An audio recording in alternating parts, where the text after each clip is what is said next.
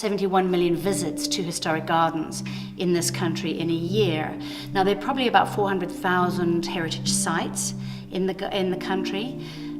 Less than 1% of those are listed parks and gardens. Less than 1%. And yet 15% of the visits are to heritage parks and gardens. Now that's really quite interesting because it shows that people like to visit them. Out of balance from the numbers, it's not about sheer numbers. The other interesting fact is that people repeatedly go to visit a garden.